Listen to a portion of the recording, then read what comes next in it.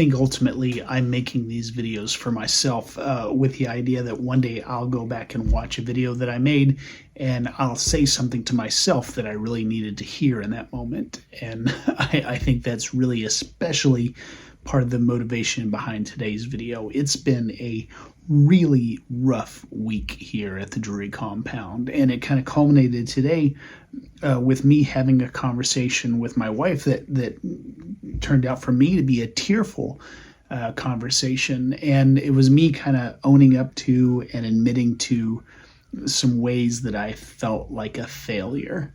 And we finished the conversation. I dried my eyes and I went back to work because that was all I knew to do.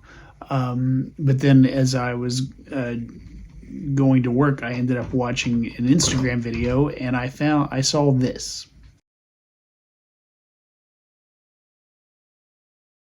Certainly when you leave the mapped out path of the what I call the village compound, where everyone knows what's right and what's wrong, and you start off on the quest journey, you are accepting the negative, the dark, the frightening, the terrifying, from which you are protected in the enclosure.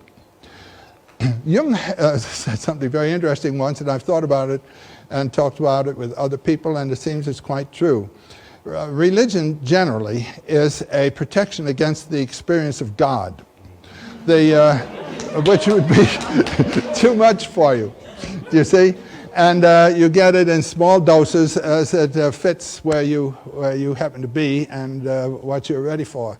But you see what happens when Actaeon was not ready and experienced the goddess. It goes to pieces. He's transformed into a stag and consumed by his own nature. So one has to be respectful of these right-hand organizations, but understand that they're not absolute. They are conditional to you. They are condescensions, you might say, to your own limitations. But if those aren't your limitations anymore, if you know more than Daddy knew, it's time to leave the camp and have your own adventure. And so that was Joseph Campbell, obviously, who is the spiritual father of this channel and of everything that I do these days. And he's specifically talking about what happens when a person embarks on the left-hand path. And, the phrase left-hand path has some very specific meanings depending on where it occurs. In tantric religions, it has a very specific path or a very specific definition. In occult practices, it has a very specific definition. But I think the way Campbell is using it here and the way I'm using it as far as this video is the left-hand path is anytime you divert from the accepted cultural path. When the whole world or the whole culture, the whole country, or your family, the whole family says, here's what we do, and instead you do this, that's embarking on the left-hand path because at least Western culture moves left to right. So we read left to right. Progress bars on YouTube videos go left to right. Clocks go left to right. So when you go right to left, that's the left-hand path, and that's kind of going against the flow of culture is how I've always interpreted it.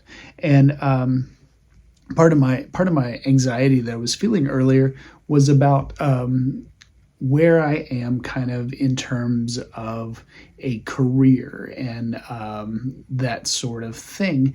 And the anxiety I felt about that is produced by comparison. I look at other people my age and where they are and how financially or how much career stability they have, and I feel like I am lacking compared to that. And if the reason this video from Campbell was so meaningful to me is because I am where I'm at, because in some ways I feel I have chosen the left-hand path. And career-wise, I got out of college and I had a career plan. I was going to go into ministry, Christian ministry. I was brought up very religious, and I decided that was the path I was going to take, and that didn't work out. I feel personally I was really good at ministry. Maybe most of my employers would say no, you weren't. But the kind of ministry that they would say I'm not good at was the kind that was commonly practiced, and it had a very specific value system and a very specific. It had very specific metrics, and I kind of went into it with my own metrics, and my own metrics were I'm going to be authentic. And so if I'm doubting, if I'm hurting, and if I'm at a place that isn't really easy to get behind as a Christian, I'm still going to say it out loud. And my other thing was I was going to be entertaining. And that was a problem for a lot of people I worked with, because they saw entertainment as flighty and unserious and shallow. And I kind of have the Marshall McLuhan view of entertainment, which is that anybody who makes a distinction between entertainment and education doesn't know the first thing about either of them. When we are entertained, we learn. The stories that we listen to, that we engage in, that we're entertained by, are the stories that end up shaping us. And so I kind of went into Christian ministry with I want to be a really authentic storyteller. I want to entertain people, and that came into conflict when my authenticity said, you don't really believe all of this stuff. And so, of course, because I was so committed to authenticity, I said out loud, I was struggling with this stuff. And so obviously you can see why that would not contribute to a career in ministry. And I don't hold any of that against anybody, but those steps away from that original career path are kind of what led me to being in this place of, things aren't like for me the way they are for some people. And it wasn't just the step away. I could have stepped away from Christian ministry and jumped into another successful career immediately, but I was kind of lost and broken and didn't know what to do and who I was. I lost confidence. And so I spent way too long in that kind of hole, and I've got nobody to blame for it but myself. That's just kind of where I was. But what I take from this Campbell video, and what's important to me about that, is that that loss, that hurt that I went through, that was the negative stuff that comes from going on an adventure. When you branch out from this chosen career path, when you go a different direction everybody else goes, you're going to take some hits. If you're going on an adventure, you might have to fight a dragon. And when you fight a dragon, even if you're winning, you're going to get hurt a lot. And so that too long diversion from knowing what to do with myself, that was the hit I took. And so ultimately, this Campbell video kind of said to me, frame this in a way that kind of lets you say, yeah, I'm not where I could be, but it's because I chose to step out in this direction. And that stepping out, sometimes successful, sometimes unsuccessful, just like everything. Even if I had chosen to stay at that chosen career path, there's no guarantee that it would have been all sunshine and roses and success. And so definitely stepping out in a more challenging direction, a less mapped out direction, a more adventurous for me direction, that's going to come with its own trials and stuff. And when I get into comparison, I think it's a pretty common quote, comparison is the thief of joy. And so moments today, like I had with my wife, that's what happens when you strike out on the left-hand path. And so for you, maybe the left-hand path looks like maybe it is occult practices. Maybe it is you have a very esoteric view of religion and spirituality. Maybe politically you don't line up with anybody around you in your space. Maybe your sexual preferences or the way you identify, maybe that puts you at odds. Maybe that's your step out on the left-hand path.